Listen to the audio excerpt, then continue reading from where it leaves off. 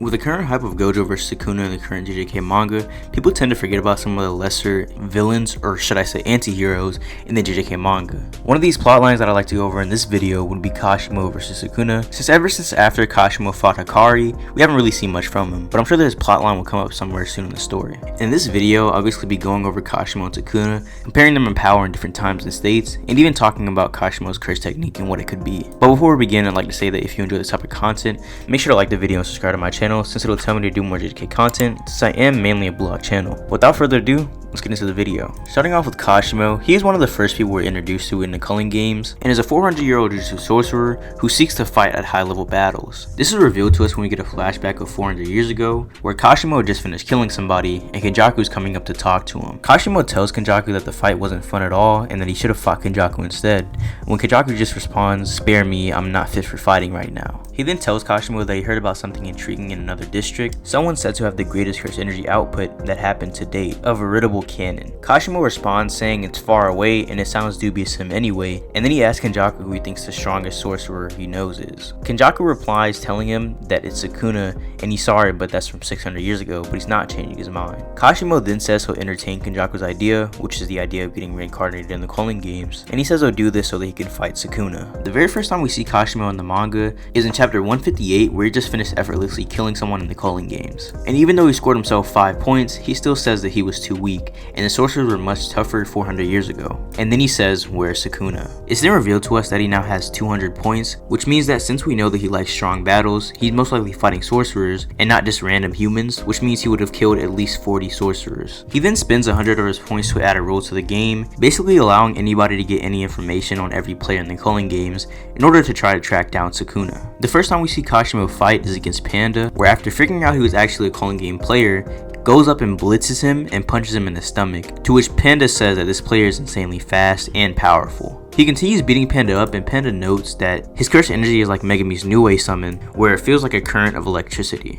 And because Kashimo is in a state of constant electrification, his attacks are impossible to defend against. Panda then switches to his gorilla form and tries to use unblockable drumming beat, and Kashimo immediately notices that he's going for internal damage on him, but he completely tanks it and just says "not bad" and rips Panda's arm off. And he then mocks him by saying "but not very good either," and calling Panda super average. He then throws Panda's own hand at him, blocking his field of view, and gets up on him and completely combos him, ending it by punching him into a crate and then calling him super weak. He then asks Panda if he knows where Sukuna is, and after thinking, Panda says no, but because Panda paused, Kashimo is able to tell that he probably does know, and he tells him that if he tells him where Sukuna is, he won't kill him. Panda then jokes around saying he might have had an uncle named Sukuna, and Kashimo replies, "Don't mess with me," but Panda just replies, "Don't you mess with me. My big sister is a shy girl, and anyone who meets her eyes, she kills to hide her embarrassment." Now keep in mind, this is supposed to be the big debut of Panda's strongest core, his sister core, and you would think Panda has some crazy feats in this fight.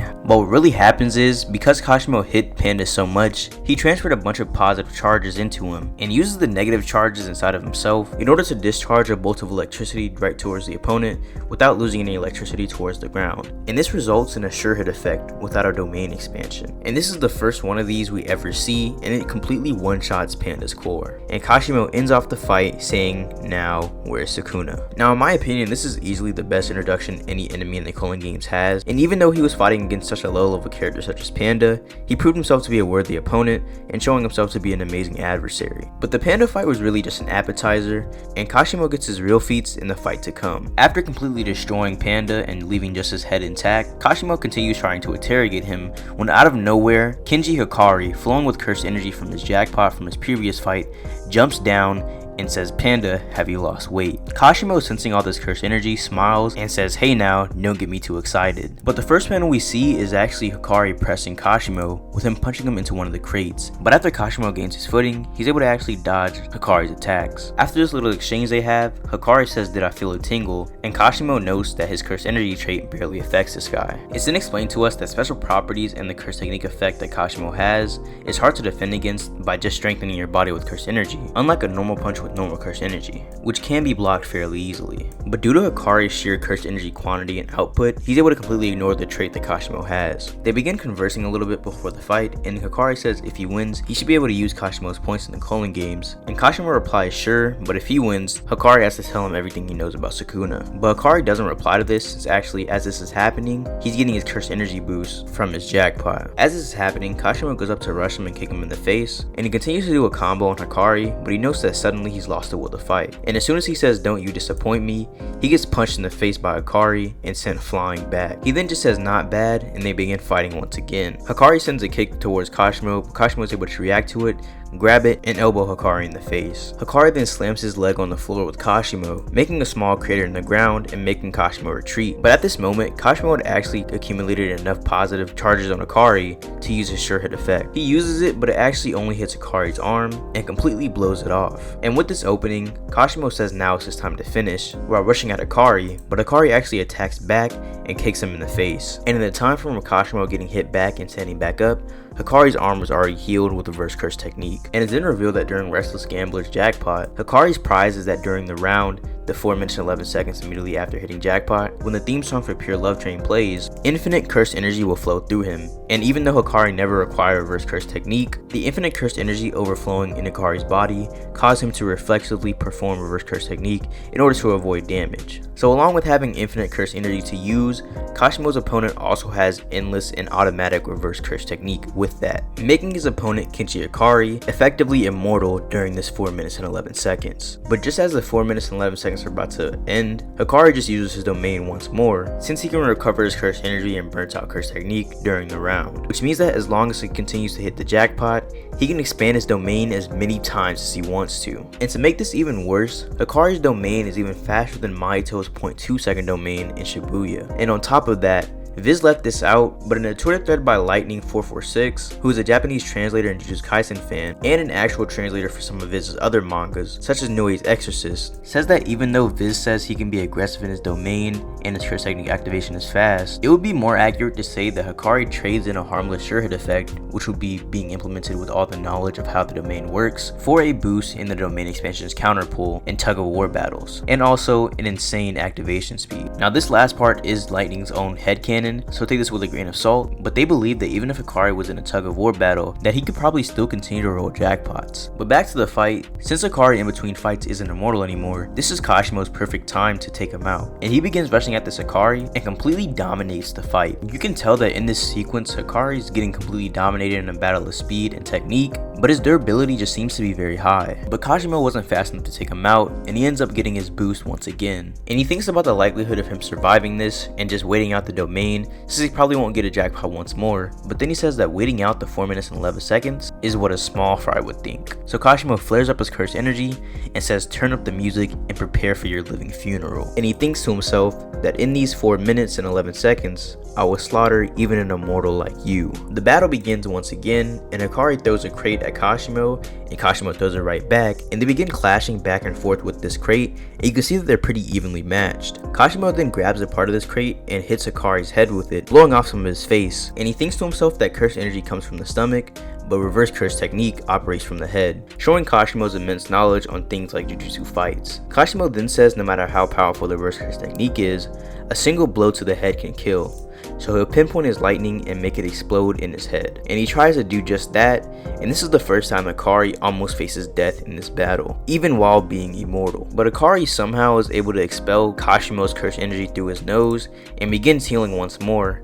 But he says, Kashimo, you almost got me. So he begins rushing at Kashimo and throws a flurry of attacks at him. And Kashimo notes that his movements have gotten even faster. And Hikari continues to wail on him, but doesn't notice that Kashimo had accumulated charges from his staff that was a fair distance away from them. It's then explained that Kashimo used the lightning's return stroke to pull back the charge accumulated in his staff, landing a direct hit on Hikari, who was between the staff and Kashimo himself. And at that same moment, his timer had ran out, seemingly sealing the fate of Hikari, showing that he died in this battle. But instead of rolling over and dying like a dog, Hikari uses another domain expansion. But because this time it's reduction mode and not probability change, the odds of Hikari hitting a jackpot is 1 in 239. But the restless gambler Kenji Hikari is able to overcome these odds and hit a jackpot. After hitting jackpot, Hikari disperses his domain, over an ocean. And since Kashimo's cursed energy trait is electricity, if he uses cursed energy while in this ocean, all of his cursed energy will be emptied out. But to Kashimo's fortune, a bunch of cursed spirits come out of the ocean that he can ride on, and he begins doing just that. To combat this, Hikari begins destroying these curses, leaving Kashimo with no room to stand on, and ultimately kicking him into the water. And since Kashimo had to defend himself from that kick with cursed energy, his cursed energy began to flow out in the water. But because of electrolysis, this created chlorine gas in the air. And because only high levels of reverse curse technique can heal poison, it seems like Hikari is just gonna die here. But even though Hikari is completely unconscious, his reverse curse technique kept going and eventually healed the poison. And in the last 5 seconds of his round, he begins wailing on Kashimo once again. But Kashimo then grabs Hikari, yells at him, and then seemingly stops trying to stop his cursed energy from flowing out and just lets it out in order to make it a giant explosion. And this explosion probably would have killed Hikari if he didn't use a binding vow and sacrificing his left arm. Overall, this was a very good fight and is very good for scaling because Hikari actually has some interesting statements, all of them being tied to Yuta Okotsu. The first one I'll go over is from Yuta himself, where he says that Hikari is volatile or unpredictable, but when he's on a roll, he's stronger than he is. Now while Maki does reply to this saying that he actually isn't, we don't know if Maki knows about Hikari on a roll or even got this reference that Yuta made, so you can't really take her statement and say it's subjectively true. And it would also be very counterintuitive for Gege to put this statement in the story just for Maki to in the same panel simply debunk it. It just doesn't make sense. The next one is from one of Shonen Jump's promotional guides, and it questions what exactly Hikari Kenji's ability is that makes him stronger than Yuta when he's on a roll, further supporting the idea that he's actually stronger than him on a roll. And yet another one comes from the popularity poll of Jujutsu Kaisen from 2021 that reads, he's said to be even stronger than Okotsu when he's on a roll. That is 3 separate statements saying that Hikari should be stronger than Yuta while on a roll, and it stays fairly consistent. The only thing that really contradicts this per se is the statement that says that Yuta is second to Gojo. But there are 2 problems I have with this statement. The first one goes back to the Twitter user Lightning446, where they say that both the official translation that says he's second to him in unusual abilities and the fan translation that calls him second to Gojo and a prodigy are both valid translations, but he points out that in the original kanji, when Gege wants to convey something, that he just outright says it most of the time and he wouldn't make it ambiguous and leave it up to interpretation like he does here. And the second problem I have being that these 2 aren't necessarily mutually exclusive. It could be that he is second to Gojo in normal circumstances, but a jackpot Hikari and on a roll Hikari are very rare sights to see. So yeah, normally Yuta is stronger, but under this specific circumstance, Hikari does surpass him. And now that we finally got to scale Kashimo, you might be asking, well, where does he stack up in terms of Sukuna? Well, the first thing I wanted to get out of the way is that we can't use the obvious thing, which would be Yuta relative to Ryu below 15 finger Sukuna, because not only does it lead to certain contradictions in the story, Sukuna's presence at this point in time does seem to be nerfing Ryu quite a bit. We see that Sukuna's soul and pressure is on a different level when Jogo says that his strength is different from Gojo's to where it's overwhelmingly evil, and he couldn't even move in his presence because he was scared to die. It seems to be the same for Ryu, except since he's stronger he can withstand it a little bit, but he still doesn't seem to be performing as normal. So him getting blitzed by 15 finger Sukuna isn't really being taken into account. Now moving on from that, if you believe Yuji's statement where he says that he believes that Yuta could deal with 15 finger Sukuna, then it's pretty easy to say Kashimo's above this as well since he scales to Hikari, who's above Yuta, but the only real problem is Sukuna's domain. Depending on how fast Hajime reacts, he may be able to use Hollow Wicker Basket in order to stop the sure hit of this domain, since it works by attacking the barrier of Sukuna's domain, and as we know, Sukuna's domain does have a barrier. It just doesn't separate itself from the space it's on. And one more thing to mention is that we still don't know Kashimo's curse technique. Based on how it's being built up, it could easily be portrayed as being as strong as Sukuna, maybe not at his 20 finger state, but at least 15 fingers. Overall, I think the fight of 15 finger Sukuna versus Kashimo is pretty close, but I do tend to lean towards Kashimo because we don't know his curse technique. He has a counter to his domain, and he scales to Hikari and Yuta. So that's really all I have for today. If you enjoyed this video, make sure to of course like the video and subscribe to my channel, since that'll tell me you want more Jujutsu Kaisen content in the future. But yeah, goodbye.